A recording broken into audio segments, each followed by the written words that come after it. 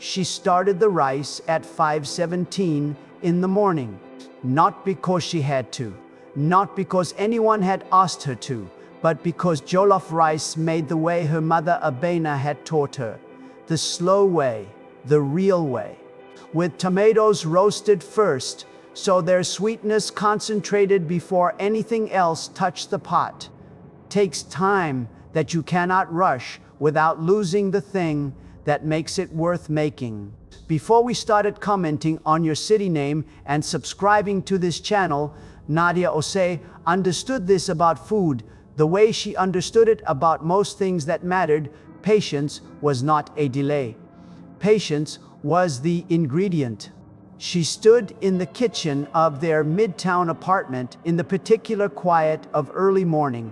The city not yet fully awake outside the window, the light still gray and gentle, and she moved through the motions of the recipe with the ease of someone who has made something so many times that the making is itself a form of thinking. The tomato paste went in at exactly the right moment. The Scotch bonnet pepper balanced for warmth rather than heat. The rice was added when the sauce had reduced to the texture that Abena had once described with characteristic practicality as looking like it means it. Nadia had laughed when she first heard that description. She still did, quietly, alone in her kitchen at 5:43 in the morning, thinking of her mother. She packed it into a thermal container at 7:15. Added the small Tupperware of fried plantains that she'd prepared the night before, knowing he would eat them first, the way he always did. The way he'd been doing since she made them for him the third time they'd met, and he'd looked up from the plate with an expression she'd recognized as something more significant than appetite. She sealed the bag, checked the seal twice, set it by the door. She got dressed in the emerald green wrap dress that her friend Priya had told her made her look like she'd arrived from somewhere important. She did her hair. She looked at herself in the mirror with the specific attention of a woman performing a check, not of her appearance, but of her intention. She was doing this because she loved her husband. She was doing this because in 5 years of marriage, she had learned to read the weeks when Brandon Cole forgot who he was before the money. And this had been one of those weeks. And jollof rice made from her mother's recipe was the most direct translation available to her of the language she needed him to hear. She drove 23 minutes to the offices of Cole and Partners. She found a parking spot on the 3rd floor of the adjacent structure, which felt like good news, a small endorsement from the morning. She walked across the street with the thermal bag in both hands and the particular warmth of early October sunlight on her face and something open and uncomplicated in her chest, the feeling of someone about to do something good. She was right about the feeling. She was wrong about the reception. The lobby of Cole and Partners occupied the entire ground floor of a building Brandon had leased 3 years ago as a deliberate statement. The kind of office that told people who you were before you said a word. Marble floors. An open plan upper level visible through the glass mezzanine. 51 employees across 2 floors doing the work that had turned a mid-sized management consulting firm into one of the fastest growing in the Southeast. Brandon's assistant, a young woman named Jonelle, who had always been genuinely warm to Nadia, smiled from the reception desk and reached for the phone. "Mrs. Cole, Nadia, let me just let him know you're here." "Thank you, Jonelle." Nadia set the bag on the edge of the desk and straightened her dress. Around her, the open-plan 2nd floor was visible through the mezzanine glass.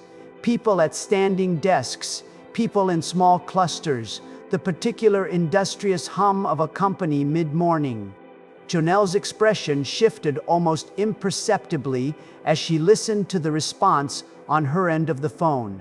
A micro-adjustment that someone less observant than Nadia might not have caught. Of course, I'll let her know. She set the phone down. He says he'll come down in just a moment. Brandon appeared at the top of the mezzanine stairs 90 seconds later. He was in the dark navy suit he wore when he had clients in, the one Nadia had helped him select 18 months ago at a downtown tailor, standing behind him in the fitting room saying, "Yes, that one. You look like you built something." He looked like he'd built something. He also looked, as he descended the stairs toward her, like a man calculating the best way to manage a variable that had appeared without being scheduled. Nadia raised the thermal bag slightly and smiled. The smile she meant. The one that said, "I woke up at 5 in the morning for you, not as a transaction, because I wanted to." Brandon reached the bottom of the stairs. He looked at the bag. He looked around the lobby, not quickly, not accidentally, but with the precise spatial awareness of a man checking his audience. The second floor was still visible above them. 7 people in direct line of sight, more within earshot. He looked back at Nadia. "What are you doing here?" The question was quiet, professionally calibrated. The voice he used for managing situations rather than greeting people he loved. "I brought you lunch." She kept her voice warm, kept the smile. "Your jollof and the plantains. I was up early and I thought, Nadia, just her name. The way you say a name when you want it to function as a period rather than a greeting. I have a client presentation at noon. I don't have time for. I'm not asking for time. I'll leave it here with Janelle. You can eat it whenever. This isn't really the place." He glanced up at the mezzanine again, then back at her. His voice dropped further, which somehow made it worse. When people lower their voices in public to correct you, the lowering is the message.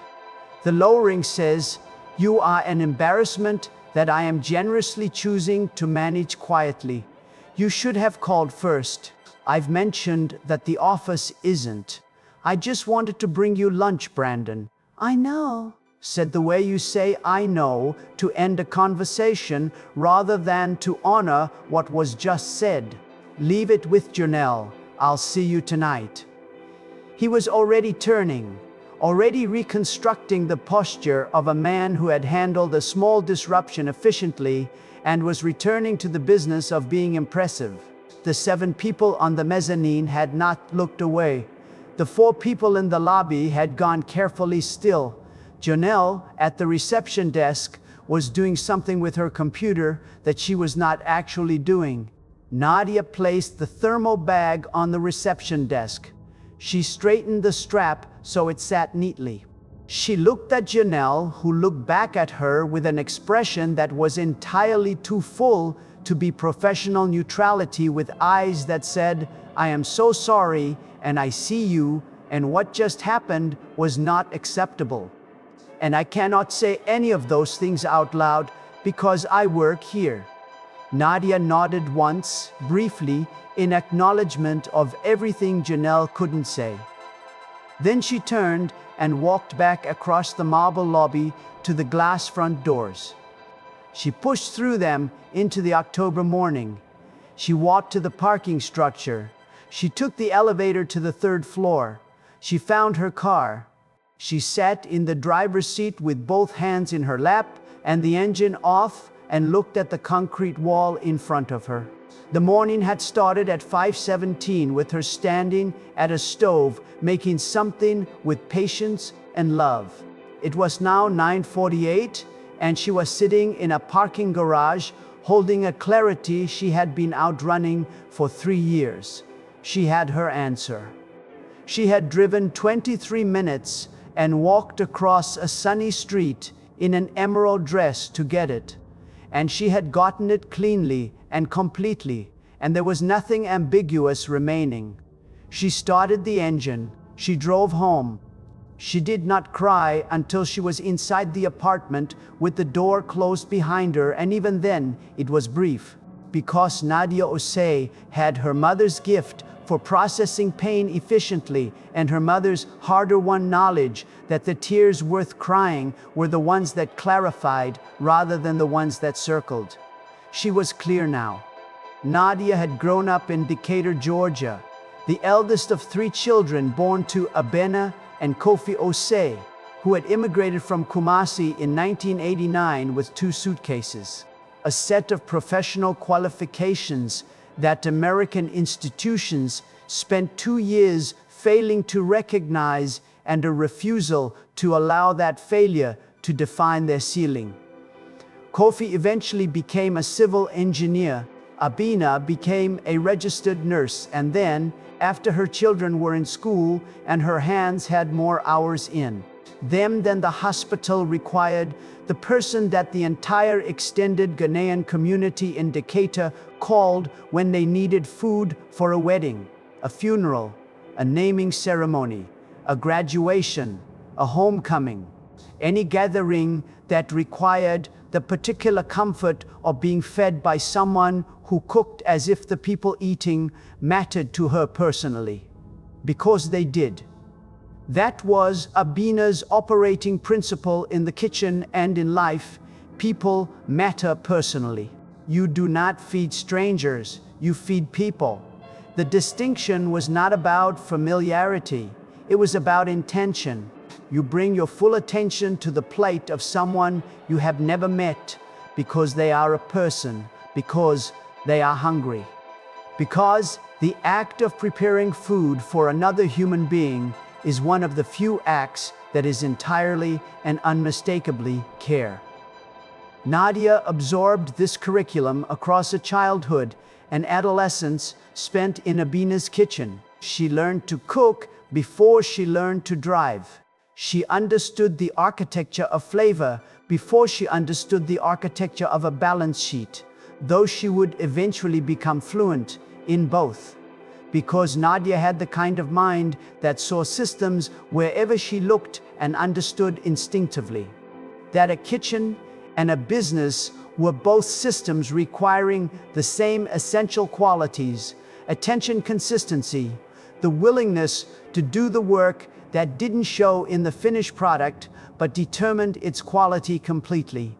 She studied business administration at Georgia State on a partial academic scholarship, graduated with honors, worked 2 years at a hospitality management company where she learned everything she needed to learn about how the events industry operated from the inside.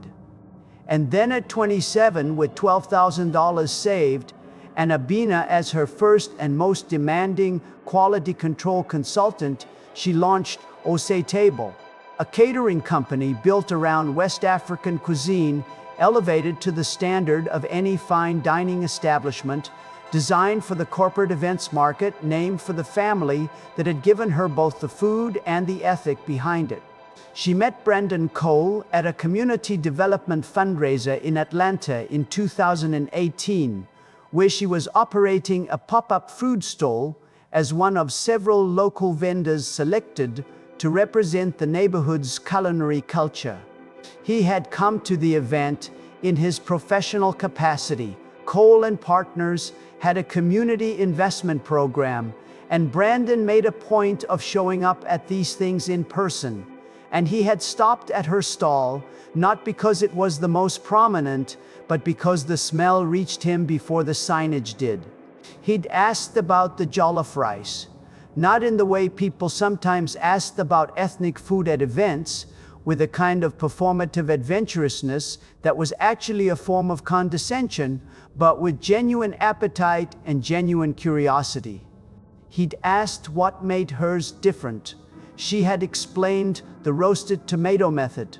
He had listened with the focused attention of a man who was accustomed to extracting information efficiently, but who had, in this specific moment, slowed down enough to actually hear what was being said. He ate 2 portions. He came back for a third. He asked if Osei Table did corporate events.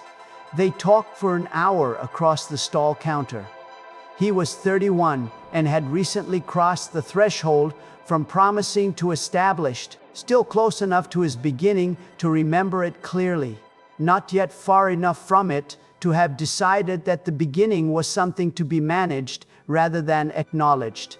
He was funny in the self-deprecating way of people who have learned that intelligence without warmth is just performance. He asked for her business card before he asked for her number, which Nadia found both professionally appropriate and personally endearing. He called about a catering booking 2 days later and asked her to dinner at the end of that conversation, which she had seen coming and agreed to with a composure that did not reflect her actual internal state. Their first 2 years were a real partnership in the specific sense that the word should mean but often doesn't. Brandon was building his company. Nadia was building Osei Table. Both were serious about what they were building. Both made space for the other's work with the respect of people who understood that ambition in a partner was not competition, but a shared language. He attended her pop-up events and introduced himself as her partner without qualifying it.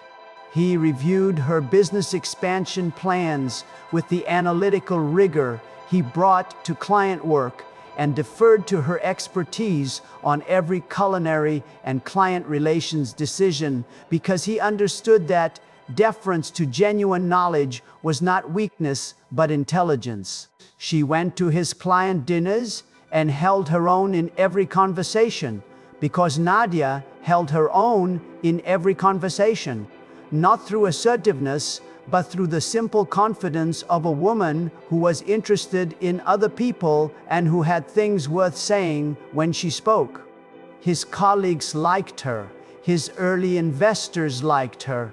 The people who had known Brandon before the company got big told Nadia separately and without coordination some version of the same thing: he's better with you around.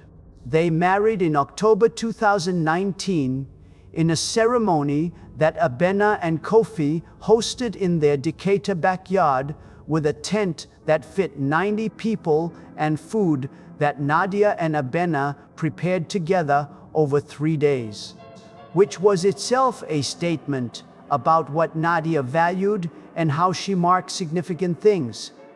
The food was the love made visible. Brandon ate 4 servings of jollof rice and told Abena it was the best thing he had ever tasted. Abena had looked at him with the evaluating calm of a woman who had seen many things and said, "Then you are a man who knows what good is. Make sure you keep knowing." The shift arrived the way it always does, not as an event, but as a weather change. Not a storm, but a season, settling in gradually until one day the temperature was simply different, and you could no longer remember exactly when it had changed. The company crossed 10 million in revenue in 2020. It crossed 30 million in 2022. With each crossing, something in Brandon recalibrated slightly, the way a compass needle moves when you bring it near something that distorts its field. The men he was now in rooms with had not built their companies from community fundraiser pop-up stalls. The women their wives were did not run catering businesses.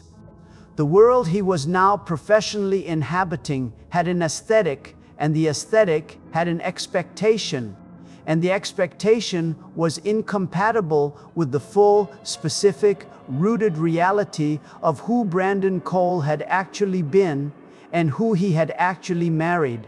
He didn't ask Nadia to change. He would have been genuinely horrified if the request had been made explicit.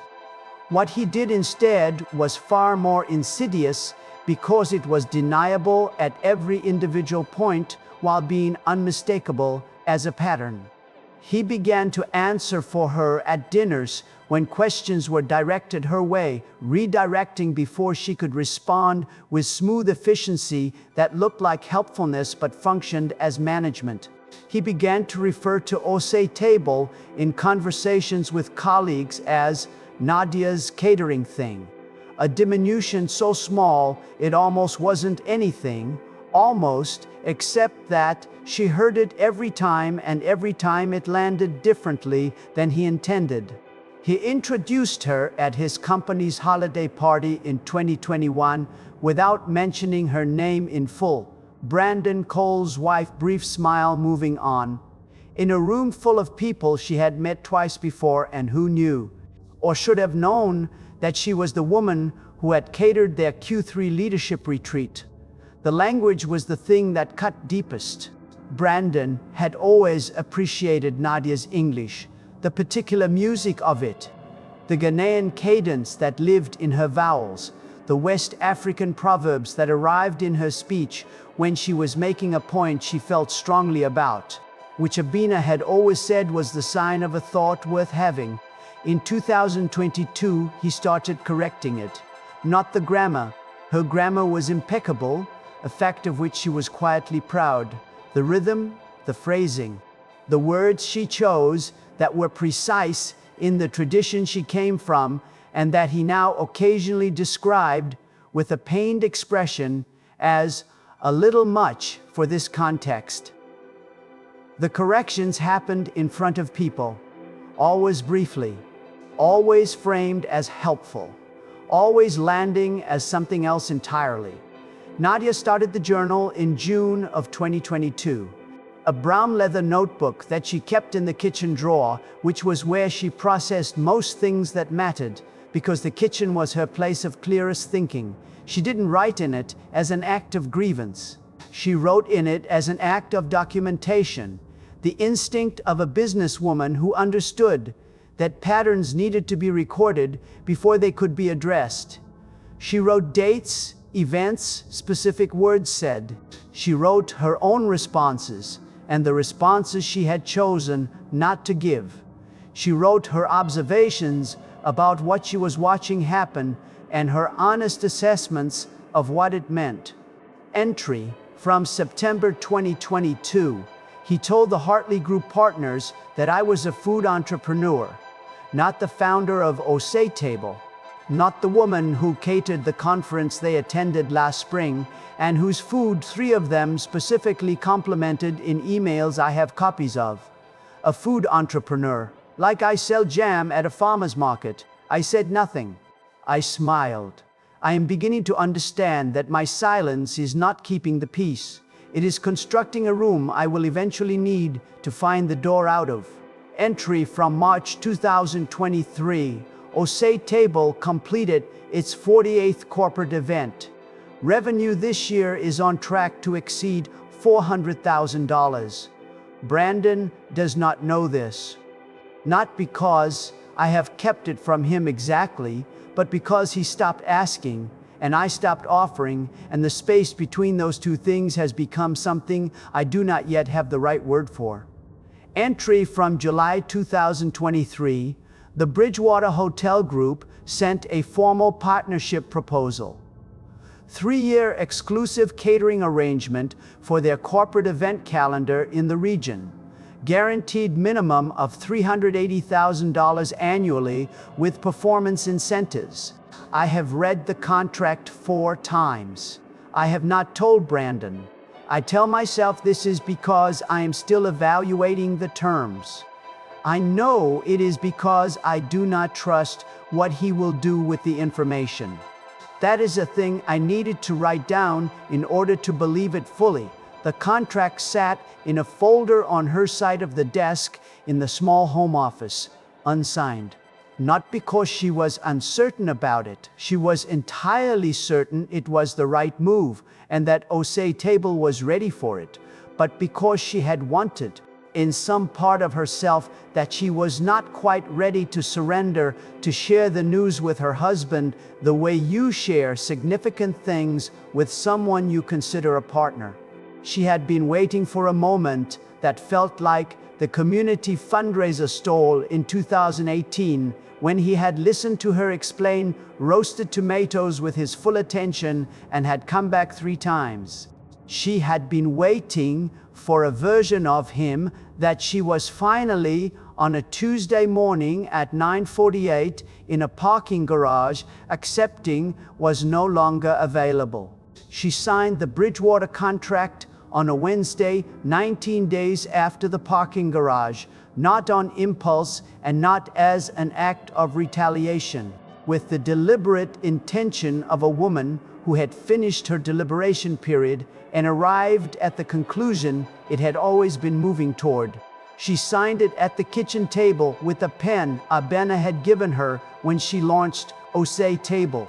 A nice pen, the kind that makes you feel the weight of what you're marking, and she felt. When the ink was down and her name was complete, the specific relief of a decision whose time has come. She had already found the apartment by then, a 2-bedroom in Decatur, 6 minutes from Abena and Coffee, on a street with old trees that made the light through the windows gentle and specific in the way that matters more than you know until you've lived somewhere the light isn't right. She had arranged the move for a Friday when Brandon had a 2-day leadership conference in Nashville. She took her clothes. She took her grandmother's mortar and pestle that Abena had brought from Kumasi and that occupied a place of honor in whatever kitchen Nadia inhabited. She took the brown journal. She took the photograph from their wedding, the one where Brandon had jollof rice on his chin from eating too fast and was laughing, really laughing, the way he hadn't laughed in a long time, because she believed in honoring what had been true even when its time had passed. She left the thermal bag on the kitchen counter, clean. She'd washed it carefully. Beside it, she placed the Bridgewater contract, her signed copy, face up. Beneath the thermal bag, she placed a single sheet of paper, not a long letter. Nadia had never been interested in speeches. She wrote what needed to be said and stopped. The note said, "I brought you jollof rice because I love you and because I still believed, that morning, that you were capable of receiving it. I know now that what you've been protecting yourself from isn't me. It's where you came from, I understand that. But I am where you came from, Brandon. And the version of you that was ashamed of that has been asking me to disappear for 3 years, and I have been doing it quietly, piece by piece, trying to make myself smaller than I am in rooms that should have been proud to have me in them. I can't keep doing that. Not for you, not for anyone. The Bridgewater contract is on the counter. I signed it this week. I needed you to know that the thing you never quite found time to acknowledge has been real and growing all along. Take care of yourself. I mean that without any bitterness. I just mean it, Nadia." Brandon returned from Nashville on a Sunday evening to a silence that was not the comfortable quiet of a house where someone is reading in another room, but the total silence of a space that has been fully vacated. He went through the apartment room by room the way you do when something is wrong but you haven't yet named it. Everything large was there. Everything that made the apartment feel inhabited by Nadia specifically was gone. The mortar and pestle from the kitchen counter, the small framed Akan proverb above her desk, the photograph from their wedding. He found the note under the thermal bag. He read it once standing in the kitchen. He read it again sitting down. Then he sat with it for a long time without reading anything, looking at the window and the city outside it, and the particular Sunday evening light that was doing nothing to help. He found the Bridgewater contract beside the thermal bag and read through it slowly. 3 years. Regional exclusivity. The numbers. His eyes moved across the page with the involuntary professional reflex of a man who reads contracts for a living, and the reflex delivered the verdict before his emotions were ready for it. This was a serious commercial agreement. This was not a catering thing. This was not a food entrepreneur. This was a company his wife had been building for 5 years, that he had been failing to see because he had decided, somewhere in the process of becoming someone he thought he needed to be, that seeing it clearly was inconvenient. He called Janelle at 8:45 on Monday morning before he came into the office. He asked her directly what the office had been like after Nadia's visit 3 weeks earlier. Janelle was quiet for a moment. She had worked for Brandon for 2 years and valued her job, and was also the kind of person for whom honesty was a core operating principle. She said, "People were quiet for most of the morning. Imani from the second floor went to the bathroom and came back with her eyes red. 2 people asked me later if Nadia was okay." She paused. She said, "Mr. Cole." She walked out of here carrying the same bag she'd walked in with, and everyone in this building understood what that meant. No one was impressed. Everyone was uncomfortable. And several people lost something they thought about you that morning, and I don't think they've gotten it back. Brandon ended the call. He sat in his car in the parking structure, the same one Nadia had sat in 3 weeks earlier. And he held Janelle's words in the specific way that you hold something that is true and painful and absolutely necessary to hold. He had been performing. For 3 years, he had been constructing a version of himself for the consumption of people who had no history with him, no loyalty to him, no real knowledge of him, and whose approval would evaporate the moment his quarterly numbers changed. He had been performing that version with his wife as the backdrop, her diminished so his elevation could read as more complete, her invisible so that no one could see in her what he was afraid they'd see in him. He had used her love as stage set. He had taken the woman who woke at 5 in the morning to cook his mother's recipe because she missed him, the real him. The version who ate 3 portions of jollof rice at a pop-up stall and came back for a third because he knew what good was, and he had made her feel like a logistical problem to be managed. The therapy came later that week. Dr. Solomon Park, a Korean-American therapist in his late 50s who had the particular gift of asking questions that were deceptively simple and structurally devastating. In their 3rd session, he asked Brandon, "When you imagine the person you were before the company became what it is, what is the first thing you feel?" Brandon started the answer he usually gave for questions like this, the polished version, the version that preserved the narrative. Then he stopped. Then he said, "Ashamed. I feel ashamed of him." Dr. Park said, "And who does that person remind you of?" Brandon looked at the window for a long time. Then he said very quietly, "Nadia. He reminds me of Nadia." The silence that followed that answer was the most productive silence of Brandon Cole's adult life. He wrote her a letter he didn't send. Long, precise, honest in the way that things written for no audience other than yourself are honest, because there is no performance being managed. He wrote about the fundraiser stall in 2018 and the jollof rice and what he had understood in that moment about what good actually was. He wrote about the trays he'd carried at her first corporate event and the pleasure it had given him to be useful in her world.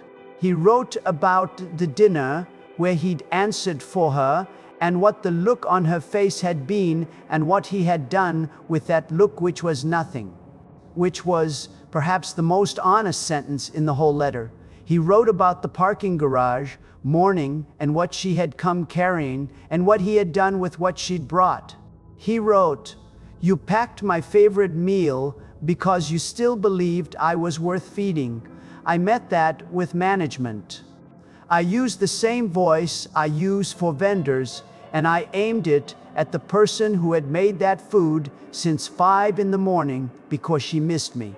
I keep thinking about what Janelle said, that nobody was impressed, that everyone was uncomfortable. I had been so certain that performing strength in that moment was protecting something. I understand now that what I was protecting was a performance, and what I was destroying was the only thing real in the room. He did not send it. He kept it in the kitchen drawer where the brown journal had once been, understanding that there was a certain justice in that specific location. Osei Table's Bridgewater partnership launched in February. The announcement appeared in two hospitality trade publications and the Atlanta Business Chronicle. Nadia had given a short interview for the Chronicle piece. The journalist had asked her what she wanted people to know about Osei Table. She had said, "I want them to know that the food is made the way my mother taught me, which means it's made as if every person eating it is someone whose experience matters. We've never treated a guest as a table number. We've never treated an event as just another booking. The food is the care made visible. That's what Osei Table is." Brandon read the interview on a Thursday morning at his desk. He read the line about the care made visible and had to set his phone down for a moment and look at the middle distance while he managed what it produced in him, which was grief of the clear and necessary variety, the kind that confirms rather than obscures. He read her name, Nadia Osei, founder, and understood in a way that was complete and too late and still somehow important that she had always been Nadia Osei, that she had carried that name into every room he'd brought her into, regardless of how he'd introduced her or how invisible he'd tried to make the parts of her that made him afraid of himself. That the name on the Bridgewater Partnership announcement was not a reclamation, but a restoration. She had always been exactly this. He had just failed for 3 years to stand beside it without flinching. Nadia's apartment in Decatur had a kitchen that got morning light from 7 until 10:30, which she had specifically requested when she viewed it. Because morning light in a kitchen is not a cosmetic preference, but a functional one for a person who cooks at dawn. Abina came on Sundays. They cooked together the way they always had, talking and not talking in equal measure, moving around each other in the familiar choreography of two people who have shared this ritual for decades and whose love lives in the ritual itself as much as anywhere else. On the Sunday, 3 months after she'd left, Abena arrived with the ingredients for Contamir stew and set them on the counter without preamble and looked at her daughter with the evaluating calm that Nadia had been both frustrated by and sustained by her entire life. She said, "How are you?" Not asking about the business or the apartment or any of the external arrangements, asking about the internal state. Nadia thought about it honestly, which was the only way to answer Abina. She said, "I'm better than I've been in years. I'm sad sometimes, but the sadness is clean. It doesn't have anything underneath it anymore." Abina nodded slowly. She said, "Clean sadness is the sign of a thing completed correctly. Dirty sadness is the sign of unfinished business. You finished yours." Nadia thought about the note under the thermal bag, the signed contract, the journal she'd closed and put away. She said, "I think I did." Abina said, "Good. Now put the cocoyam leaves in water to soak and tell me about the Bridgewater launch dinner." They cooked for 2 hours. Osei Table had 3 events booked for the following week. The Bridgewater Partnership's first quarter had exceeded projections. Nadia had hired 2 additional staff and was in conversations with a pastry chef whose work she had admired for 2 years about joining the team. Her name was on the door, her food was on every table, her story was no longer edited for anyone's comfort.